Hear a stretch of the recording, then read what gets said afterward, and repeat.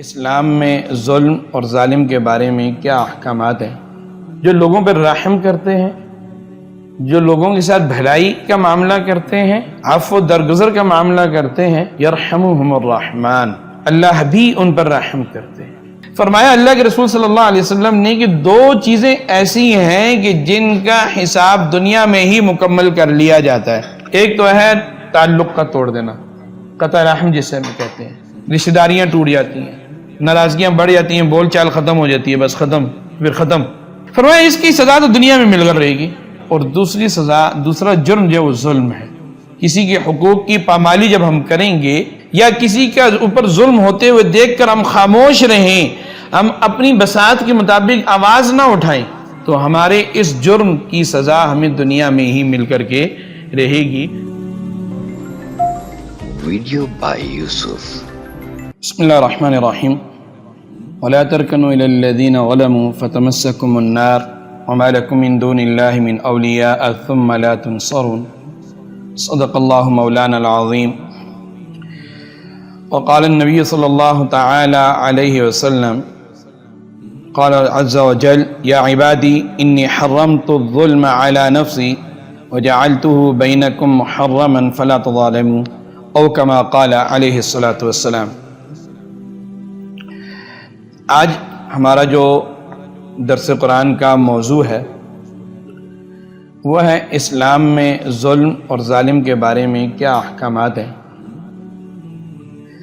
ہم اس موضوع کے دو حصے کر لیتے ہیں۔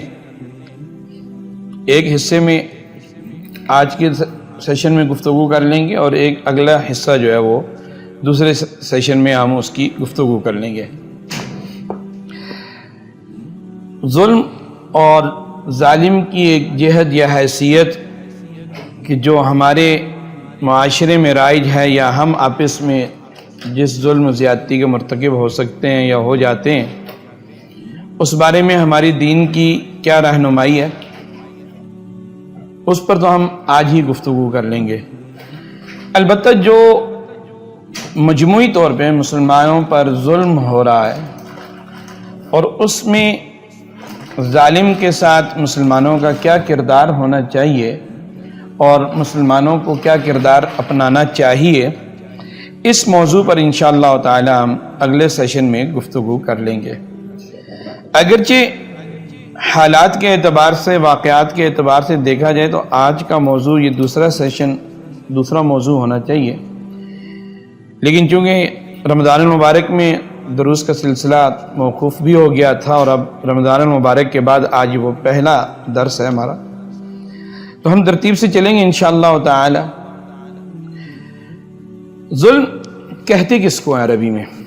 یہ جو لفظ ظلم ہے یہ عربی کا لفظ ہے۔ ظلم کہا کس کو جاتا ہے؟ اس کی عربی میں تعریف آتی ہے وضع الشیء فی غیر محلی، کسی چیز کو غلط جگہ پر رکھ دینا یا درست جگہ پہ نہ رکھنا، یہ ظلم ہے۔ اس کی مثال یوں سمجھیے کہ کوئی برتن دسترخوان بھی کسی جگہ رکھنا تھا، وہ آپ نے اس جگہ پر نہیں رکھا، آپ نے اس کو غلط جگہ پہ رکھ دیا، نامناسب جگہ پہ رکھ دیا، تو گویا آپ نے ظلم کا ارتکاب کیا۔ لیکن یہ جو ظلم ہے اس کا ایک معنی یہ بھی ہے کہ کسی انسان کے یا خود اللہ جل جلالہ کے حقوق میں سے کسی حق کی ادائیگی نہ کرنا۔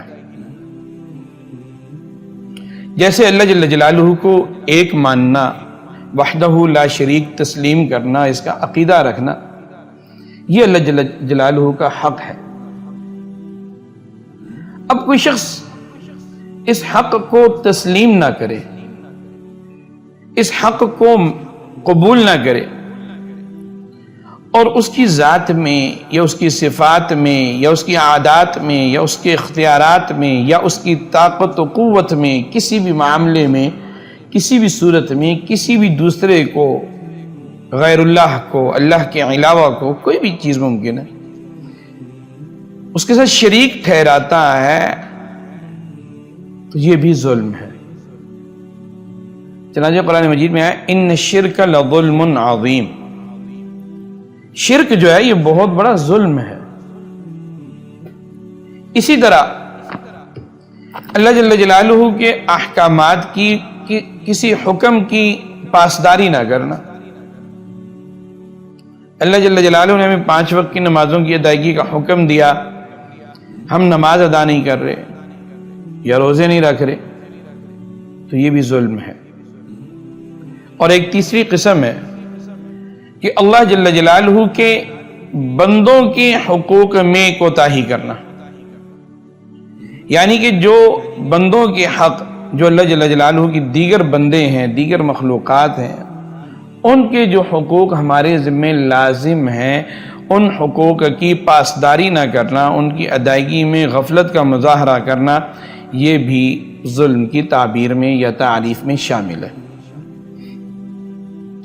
جیسے شادی شدہ انسان کی زندگی میں اس کی بیوی کے حقوق ہوتے ہیں، اس کے بچوں کے حقوق ہوتے ہیں، اس کے والدین کے حقوق ہوتے ہیں، معاشرے میں بسنے والے دیگر انسانوں کے حقوق ہوتے ہیں، ہمسایوں کے حقوق ہوتے ہیں، یا وہ جس دفتر میں کام کر رہا ہے یا وہ جس فیکٹری کو اون کر رہا ہے، جس جگہ کا وہ مالک ہے، وہاں اس کے سب آرڈینیٹس جو ہیں، اس کے ملازمین جو ہیں، ان کے حقوق ہیں،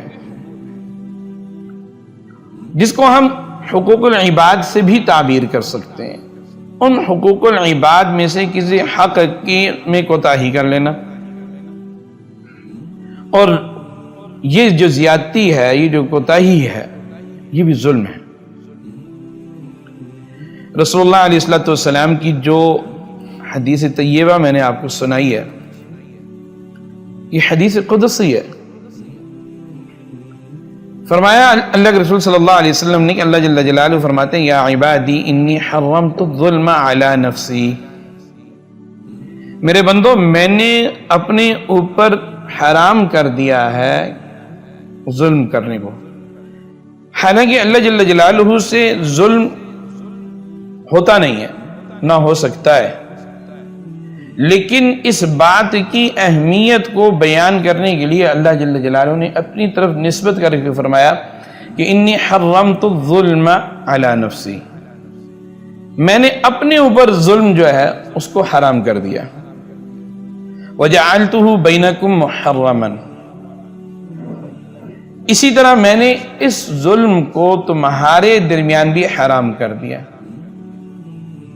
یعنی کہ جب میں نے اپنے اوپر اس بات کو حرام کر دیا ہے، انسانوں پر حرام کرنے سے پہلے یا اس کے اظہار سے پہلے اپنی ذات عالی کی طرف نسبت فرمائی کہ میں نے اس کو اپنے اوپر حرام کر دیا، اور پھر میں نے اس کو تمہارے درمیان بھی حرام کر دیا، یعنی کہ تم بھی ظلم نہیں کر سکتے، فلا تظالموا، بس آپس میں ظلم کا مظاہرہ نہ کیا کرو یا ظلم نہ کیا کرو ایک دوسرے پر۔ بلکہ یہ جو ظلم انسان سے تبھی صادر ہوتا ہے یا تبھی انسان سے ممکن ہوتا ہے کہ جب انسان جو ہے کسی کے حق کی ادائیگی کرے، اس کے دل میں بھلائی نہ ہو، بلکہ ظلم کے مقابلے میں جو خیر و بھلائی کی صفت ہے، جس کی طرف اللہ جل جلالہ جو اللہ جل جلالہ کی ذات کی طرف منسوب ہے، الرحمن الرحیم، تو فرمایا کہ الراحمون یرحمہم الرحمن، جو لوگوں پر رحم کرتے ہیں، جو لوگوں کے ساتھ بھلائی کا معاملہ کرتے ہیں، عفو درگزر کا معاملہ کرتے ہیں، یرحمہم الرحمن، اللہ بھی ان پر رحم کرتے ہیں۔ اور جب انسان دوسروں کے حقوق کی ادائیگی میں کوتاہی کا مظاہرہ کرنا شروع کر دیتا ہے، تو ایک حدیث پاک کا خلاصہ یہ ہے کہ اللہ کے رسول صلی اللہ تعالی علیہ وسلم نے قیامت کے دن اس شخص کی طرف سے وکیل مقرر ہونے کا ارشاد فرمایا کہ میں اس کی طرف سے جھگڑا کروں گا اور میں اس کو حق لے کر کے دوں گا۔ اور دنیا میں اللہ کے رسول صلی اللہ علیہ وسلم فرماتے ہیں اتقوا دعوت المظلوم، مظلوم کی دعوت سے، جس کے اوپر ظلم کیا جا رہا ہے اس کی بددعا سے بچو۔ اس کے بعد کے جملے مختلف روایات میں مختلف ہیں، یہ جملہ تو ایک ہے۔ ایک روایت میں یہ اگلا جملہ آتا ہے کہ اس کی بددعا اور اللہ جل جلالہ کے تک پہنچنے میں کوئی حجاب نہیں ہے۔ فَإِنَّهُ بَيْنَهَا وَبَيْنَ اللَّهِ لَيْسَ حِجَاب، اللہ کے درمیان اور اس کی بددعا کے درمیان میں کوئی حجاب نہیں ہے، فوراً قبول ہو جاتی ہے۔ بلکہ کتابوں میں، حدیث کی کتابوں میں ایک بہت عجیب واقعہ لکھا ہے۔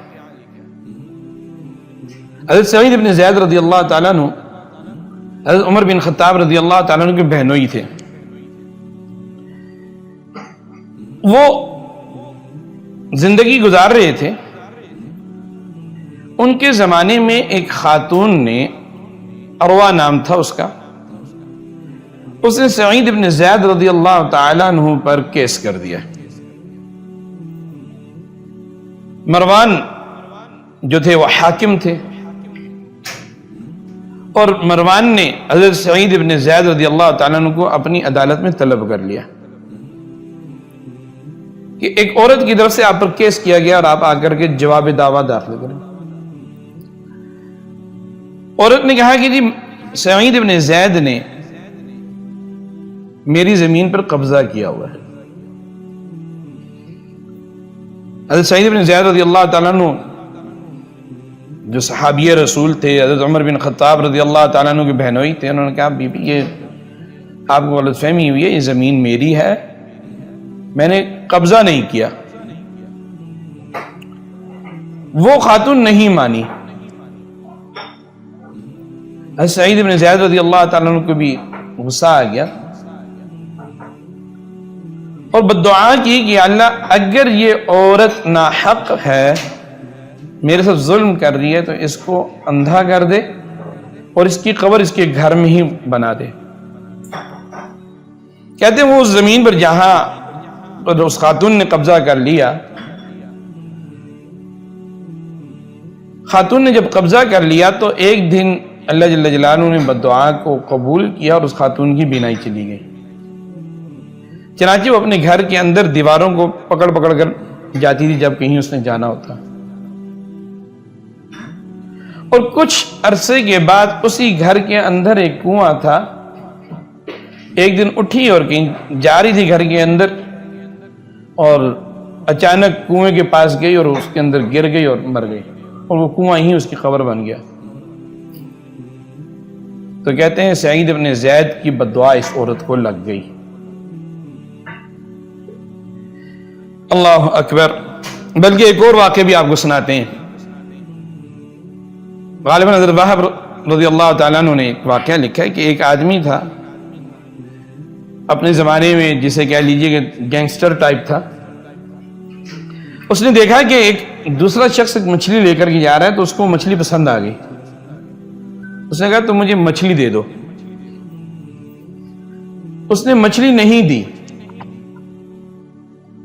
اس آدمی نے اس کو مارا پیٹا اور اس سے مچھلی چھینی، بیچارہ کمزور سا تھا، اس نے مچھلی دی اور چلا گیا۔ کچھ عرصے کے بعد، یا بلکہ یوں سمجھ لیجیے مچھلی لے کر کے وہ گھر گیا تو راستے میں اللہ کی شان، اس مچھلی نے اس کو یہاں انگلی پہ چک کاٹا۔ گھر پہنچا، مچھلی دی، وقت گزرا، انگلی میں درد شروع ہو گیا۔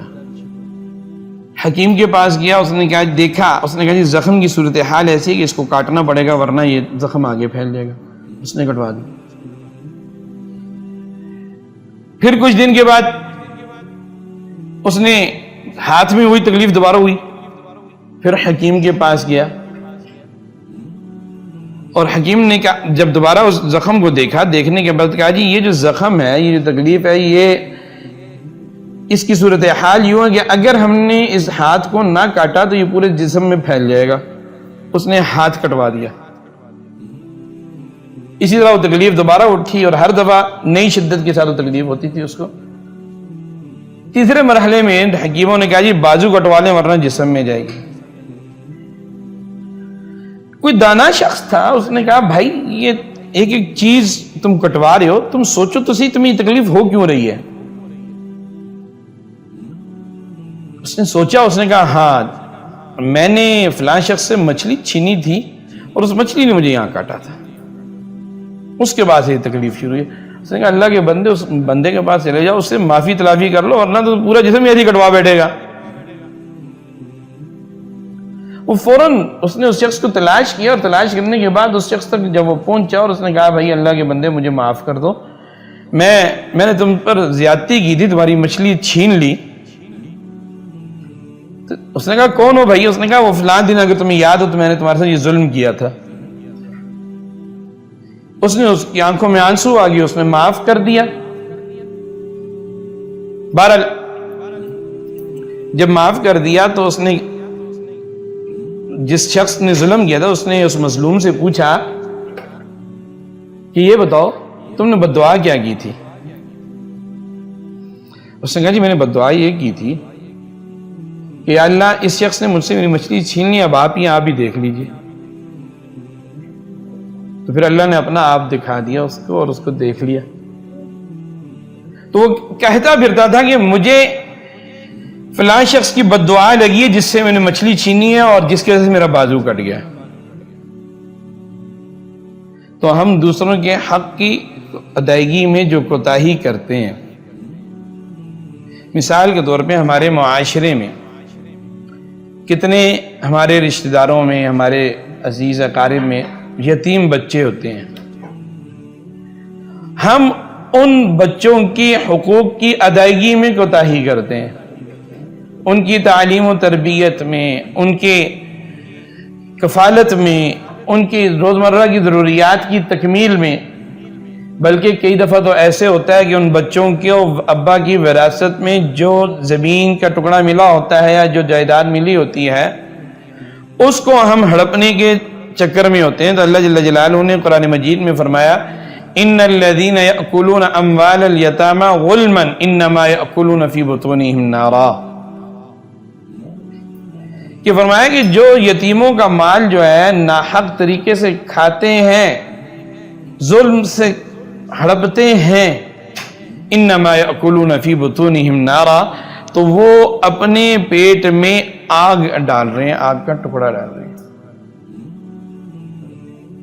اور اسی طرح ہم کاروبار کرتے ہیں تو کاروبار کرتے ہوئے ہمیں اپنے گاہک کے ساتھ جو ہم کمٹمنٹ کرتے ہیں، جو ہم اس سے وعدہ کرتے ہیں کہ ہم آپ کو یہ سروسز دیں گے یا یہ ہم پروڈکٹ دیں گے، اور پھر جب وقت آتا ہے تو ہم ہیلے بہانے سے اس کی سروسز کی کوالٹی کو گرا دیتے ہیں یا اس کی پروڈکٹ کی کوالٹی کو گرا دیتے ہیں۔ تو اس وقت ہمیں سوچنا چاہیے کہ ہم پیسے تو پورے لے رہے ہوتے ہیں۔ مجھے اس موقع پر ایک بات یاد آئی ہے۔ بعض اوقات ہماری مارکیٹ میں ایسے ہوتا ہے کہ کوئی شخص ہم سے کوئی چیز خریدتا ہے یا ہم سے سروسز لیتا ہے، جب ڈیل مکمل ہو جاتی ہے تو کہتے ہیں جی آپ ہمیں ڈسکاؤنٹ دے دیں۔ تو جو دکاندار ہوتا ہے یا سروس پرووائڈر ہوتا ہے وہ اس کو ڈسکاؤنٹ بھی آفر کر دیتا ہے، جی یہ لیں میں نے آپ کو اتنا ڈسکاؤنٹ دے دیا۔ اب جب کسٹمر ڈسکاؤنٹ لیتا ہے تو اس کے ذہن میں یہ ہوتا ہے کہ میں نے جن کوالٹیز پہ یہ ریٹ مجھ سے مانگ رہا تھا کوالٹیز وہی دے گا، لیکن اس نے ریٹ میں کمی کر دی ہے، پیسوں میں کمی کر دی ہے۔ لیکن معاملہ اس کے برعکس ہوتا ہے کہ ہم کوالٹی چیز کی یا پروڈکٹ کی یا سروس کی کوالٹی کو بھی ہم ڈاؤن کر دیتے ہیں، اور ذہن میں ہمارے یہ ہوتا ہے یا دل و دماغ میں ہمارے یہ ہوتا ہے کیونکہ اس نے پیسے بھی تو کم کرائے ہیں نا بھائی، جب اس نے پیسے کم کرائے ہیں تو کوالٹی بھی ڈاؤن ہو جائے گی۔ کسٹمر کو ہم نہیں بتاتے کہ ہم آپ کے پیسے کم کر رہے ہیں تو ہم آپ کی کوالٹی کو بھی ڈاؤن کریں گے، یہ کسٹمر کے اوپر ظلم ہے۔ تو دیکھیے جب ہم کسٹمر پر ظلم کریں گے اور اس ظلم کے نتیجے میں جو ہمیں مال حاصل ہوگا یا جو رزق حاصل ہوگا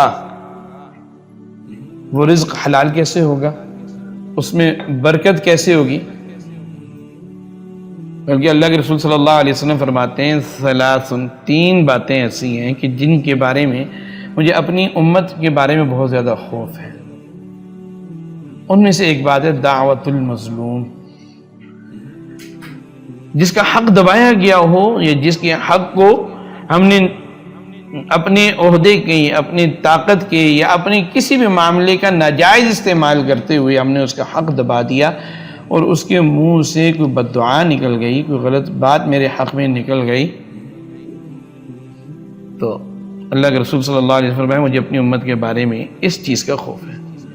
بلکہ مظلوم کی بد دعا کے لیے اللہ کے نبی صلی اللہ علیہ وسلم نے جو لفظ استعمال کیا المستجابہ، کہ مظلوم کی بد دعا یعنی کہ جس کا حق مارا گیا ہے اس کی بد دعا قبول ضرور ہوتی ہے۔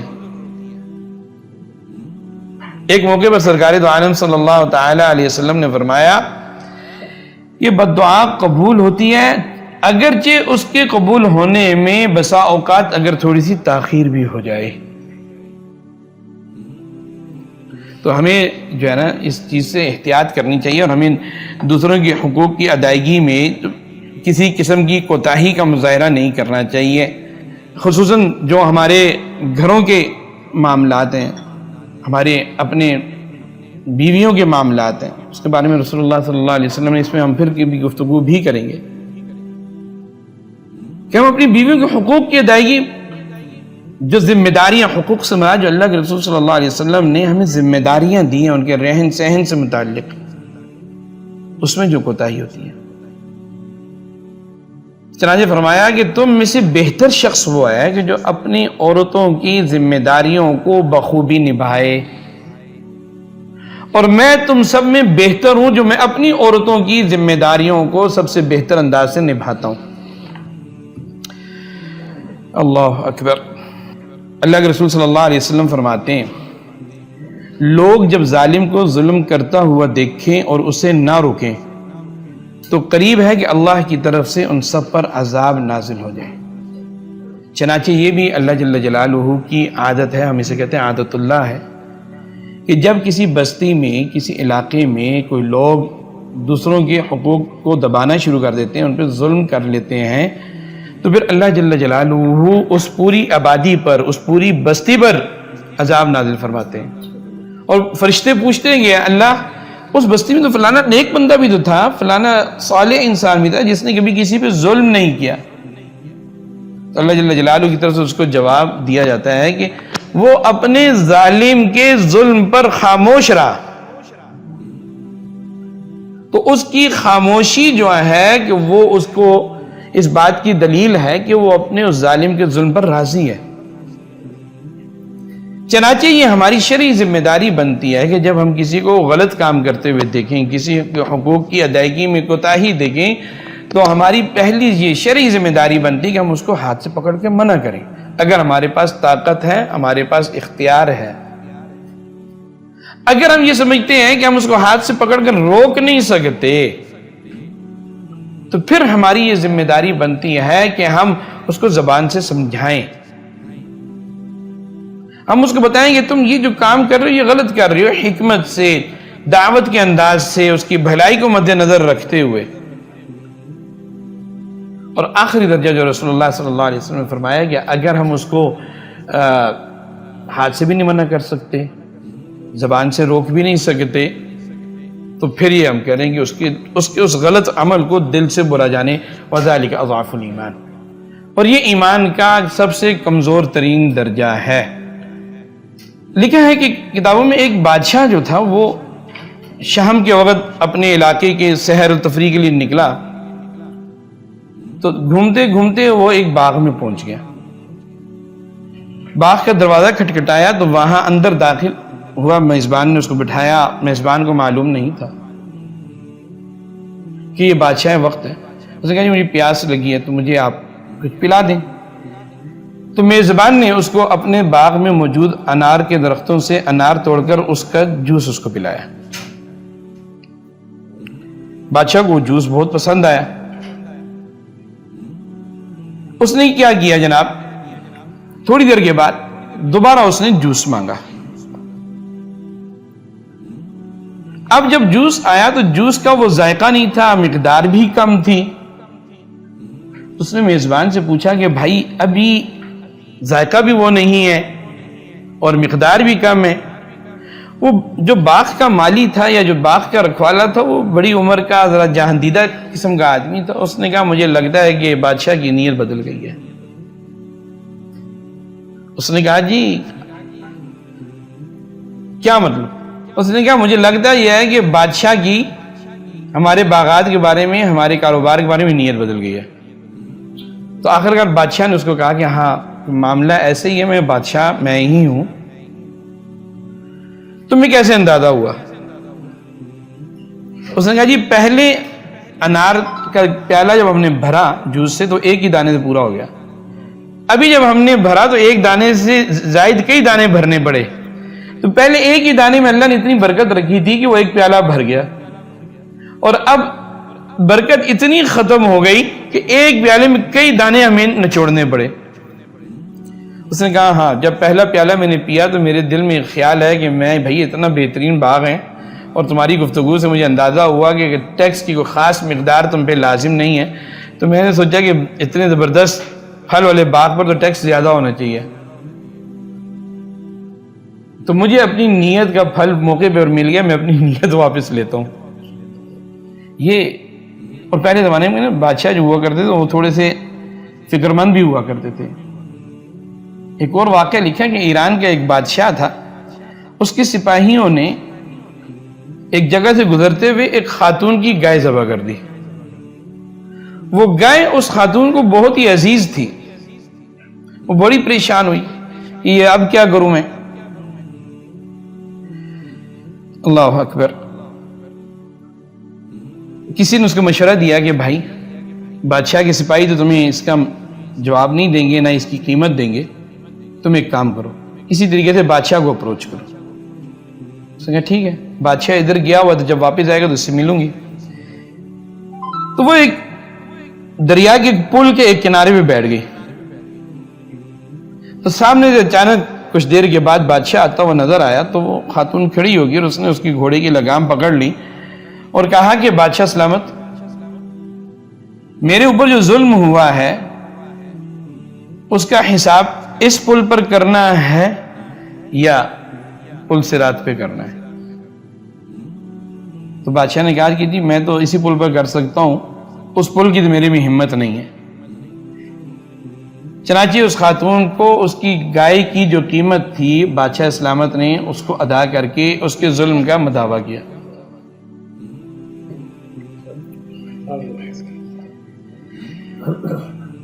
تو گفتگو کا جو خلاصہ ہے ہماری آج کی گفتگو کا وہ یہ ہے کہ کسی کے حق کی ادائیگی میں کوتاہی کرنا یا کسی کے حق کی ادائیگی میں کمی کرنا، چاہے وہ کسٹمر ہو، چاہے وہ رشتہ دار ہو، چاہے وہ ہماری فیملی کا ممبر ہو یا اجنبی آدمی ہو، یہ شریعت ہمیں اس چیز کی اجازت نہیں دیتی ہے، بلکہ اللہ جل جلالہ کے ہاں قیامت کے دن ہمیں اس کا حساب بھی دینا ہوگا. اور اس کا معاملہ اگر حقوق العباد سے ہوا، بندوں کے حقوق سے ہوا، تو یاد رکھیے گا یہ حق اس وقت تک معاف نہیں ہوگا جب تک کہ بندہ از خود معاف نہ کر دے. میں حقوق العباد کی اس کی اہمیت اس انداز سے لگائیے آپ کہ اللہ کے رسول صلی اللہ علیہ وسلم غالباً غزوہ بدر کا موقع تھا، آپ کے ہاتھ میں ایک چھڑی تھی اور چھڑی سے آپ صفیں درست فرما رہے تھے. تو ایک صحابی کو وہ چھڑی تھوڑی سی چبھ گئی. تو انہوں نے کہا یا رسول اللہ مجھے تو یہ چھڑی چبھی ہے، مجھے تو اس سے تکلیف پہنچی ہے، میں تو بدلہ لوں گا اس بات کا. اب ہمارے جیسا کوئی معاشرہ ہوتا اور ہم جیسے لوگ ہوتے، کوئی معمولی سی کسی کو تکلیف پہنچ جاتی، ہم کہتے ہیں یار کیا ہو گیا بھائی، تھوڑی سی تکلیف ہی تو پہنچی ہے. ہمارا طرز عمل کیا ہوتا ہے؟ ہم کہتے ہیں تھوڑی سی تکلیف ہی تو پہنچی ہے یار، اتنا بڑی بات تو نہیں ہے، خیر ہے چل کوئی نہیں، جان دے ہو جائے گا.